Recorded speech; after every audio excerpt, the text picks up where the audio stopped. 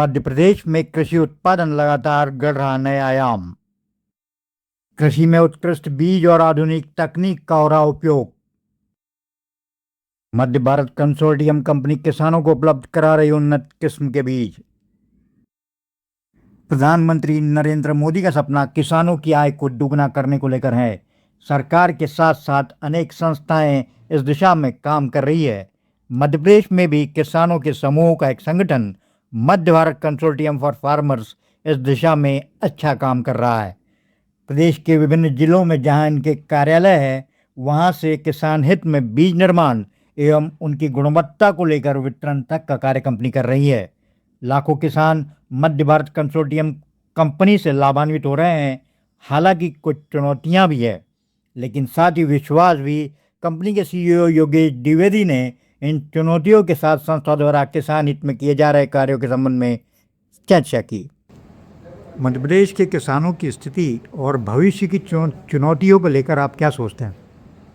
देखिए, मध्य प्रदेश में किसानों की स्थिति में काफ़ी सुधार हुआ है। अगर पिछले दशक में देखेंगे तो उत्पादन को लेकर के पर्टिकुलरली जो प्रति हेक्टर उत्पादकता है सभी फसलों की वो बढ़ी है, चाहे वो फलों की भी बात हो, सब्जियों की बात हो, अनाजों की बात हो। लेकिन तो इसमें धान, गेहूँ और इनमें हमने काफ़ी जो है ग्रोथ आई है वो स्टेट का, और काफ़ी सारे मतलब यहाँ तक कि देखेंगे धान गेहूँ में तो हम लोगों ने पंजाब, हरियाणा, उत्तर प्रदेश जो मुख्य थे वहाँ पे हमने उनको पीछे छोड़ दिया, कई राज्यों को।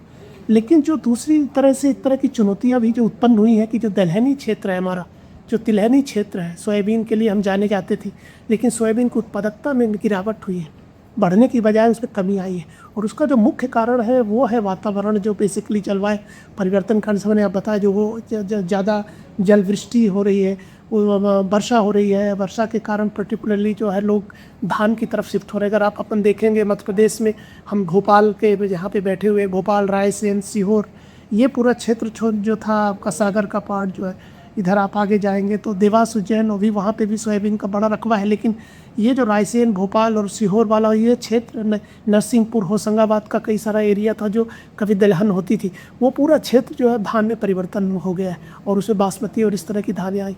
तो ये जो धान का रकबा जिस तरह से बढ़ रहा है, क्योंकि धान में सबसे बड़ी बात है मोनोकल्चर, सब किसान एक ही जैसे फसल लगाते हैं, तो इससे कई सारी आगे आने वाले समय बीमारियां हैं, कई तरह के जो कीड़े हैं, इनकी जो प्रकोप करने का बोलते हैं ना कि एक महामारी के रूप में आगे आने वाले समय में इनको कंट्रोल करना एक चुनौती है। दूसरा, सरकार के पास भी जब उत्पादन आप इतना ज़्यादा जो है धान और गेहूं का बढ़ेगा तो अभी सरकार एमएसपी में खरीद लेती है, लेकिन ये एक अस्थायी समाधान नहीं है।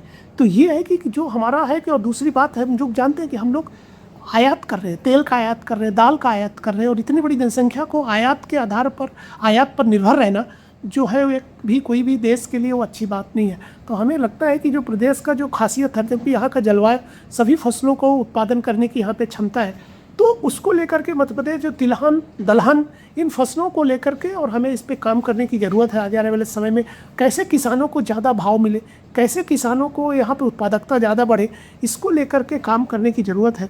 और हम लग रहा है कि मध्य भारत जैसे संस्थाएँ मतलब सरकार के साथ मिल करके, अभी हम लोगों ने तिलहन को लेकर के, मूँगफली, अभी हम लोग कुछ जगह कुसुम को, सनफ्लावर जो है फसल, जो कि तिलहन फसल है, सफोला के नाम से जो जाना जाता है, उसका उत्पादन बढ़ाने की बात हो रही, क्योंकि वो ज़्यादा कॉस्टली बिकती है बाजार।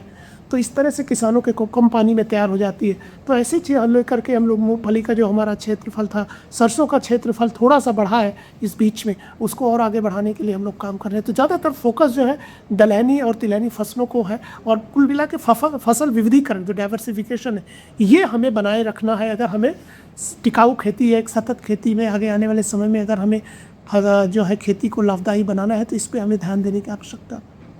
बहुत बहुत धन्यवाद सर। थैंक यू, नमस्कार।